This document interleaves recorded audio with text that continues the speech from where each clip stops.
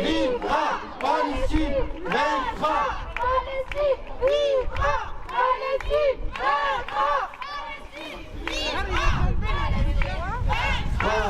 Merci beaucoup, merci pour votre présence. Alors juste vous rappeler que cet événement a été organisé parce que c'est un appel qui vient des chrétiens de Palestine qui sont, comme on dirait en France, souffriraient de double peine. Parce qu'à la fois ils sont victimes de l'occupation au même titre que tous les Palestiniens. Et en deuxième titre, ils sont victimes d'un oubli coupable,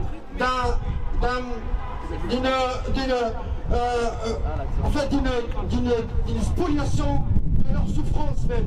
Voilà, on en parle très peu, c'est pour ça, aujourd'hui, on tient à apporter cette parole-là, la parole des chrétiens de Palestine. En vrai, les chrétiens de Palestine, depuis 75 ans, partagent exactement la même chose que tous les Palestiniens. Parce que tout simplement, ce sont des Palestiniens. Parce que la colonisation n'épargne personne. La colonisation, le mur de séparation qui sépare les couronnes des terres des églises, c'est une réalité aussi. En 2009, il y a un appel qui a été signé par toutes les communautés chrétiennes de Palestine pour rappeler qu'eux aussi, ils appellent ce qui s'est passé en 48 la Nakba. Et ils appellent ça la Nakba, et eux aussi ils disent exactement comment ils parlent en arabe, et ils disent que c'était la Nakba.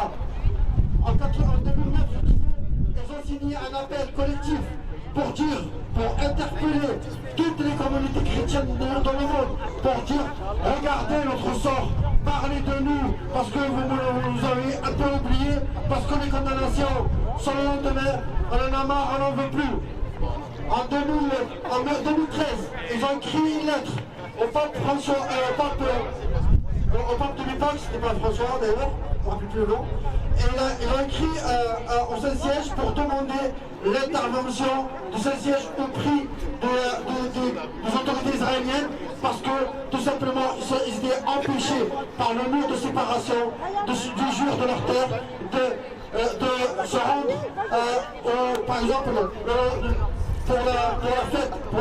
pour la nativité, pour fêter la nativité, ils sont empêchés de retourner, d'aller sur l'église de la nativité pour ces fêtes-là.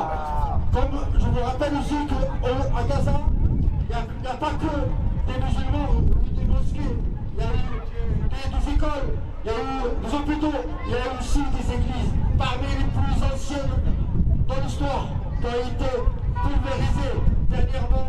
Le pape François a osé dire le mot Israël est un état terroriste parce que tout simplement ils ont tué des chrétiens dans leur église. C'est ça aussi. Ce qui nous rassemble, c'est pas une communauté de religion ou communauté.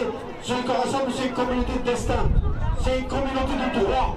Et si on est ici pour rappeler que les chrétiens de Palestine sont aussi victimes de l'occupation, de l'apartheid, de tout ce qui se passe en Palestine occupée, en même titre que tous les Palestiniens. Et parce que tout simplement, je le répète, parce que c'est une évidence, mais on dirait qu'on est obligé de le répéter à chaque fois. Ce sont des Palestiniens aussi. En Palestine, il n'y a pas que des musulmans, il y a des chrétiens, il y a des athées, il y a des juifs. Dans le gouvernement de Yasser Arafat, le premier gouvernement, il y avait même des ministres juifs.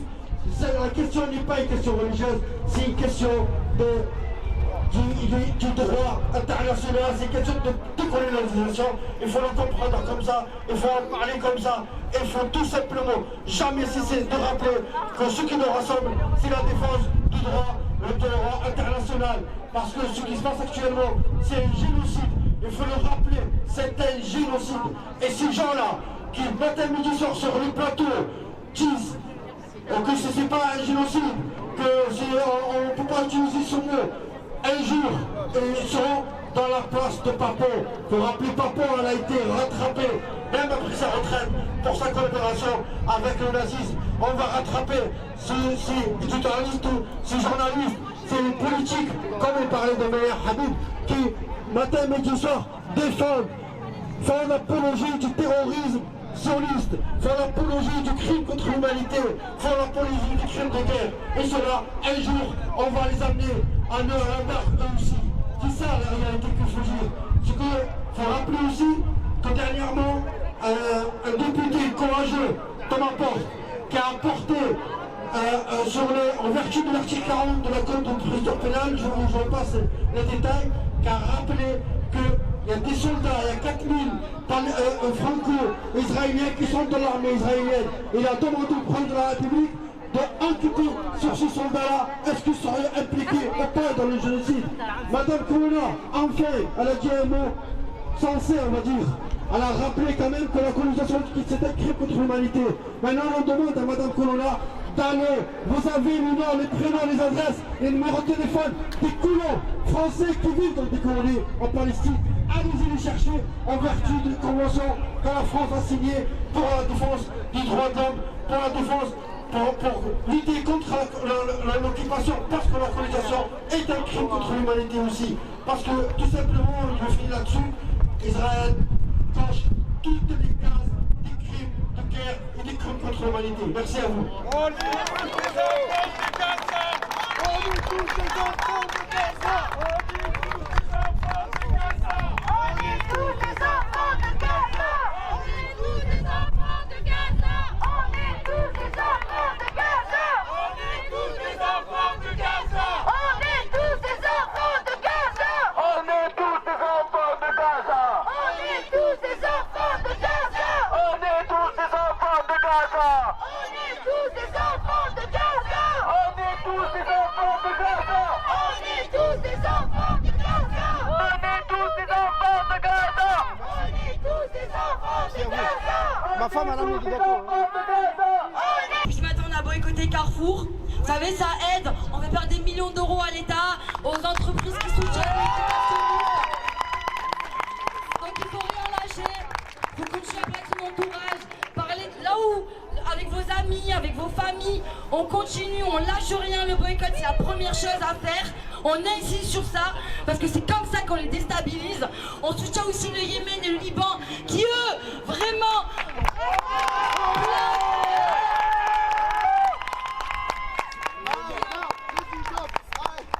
qui eux bloquent vraiment les armes, qui eux vraiment sur la mer Rouge, ils sont en train de faire le SGA parce que vraiment ils arrêtent des choses. Et nous aussi, en tant que Français qui soutenons les Palestiniens, on doit aussi faire des actions ici, dans notre pays, pour montrer que la France aussi soutient le peuple palestinien, parce que nous sommes aussi un peuple qui soutient le peuple palestinien. Donc on lâche rien. Donc je vous invite vraiment à aller sur la page Instagram de UP Marseille pour voir s'il n'y a pas possibilité de faire d'autres actions avec nous aussi, parce qu'on a besoin de monde, on n'est pas assez nombreux, on a besoin de bras. Regardez, des actions comme ça ne se fait pas tout seul, on a aussi besoin d'argent. Donc s'il vous plaît, aidez-nous, lâchez rien, demain, dans une semaine, dans un mois, soutenez-nous s'il vous plaît, parce qu'en nous soutenant nous, vous soutenez aussi le peuple palestinien. Merci beaucoup.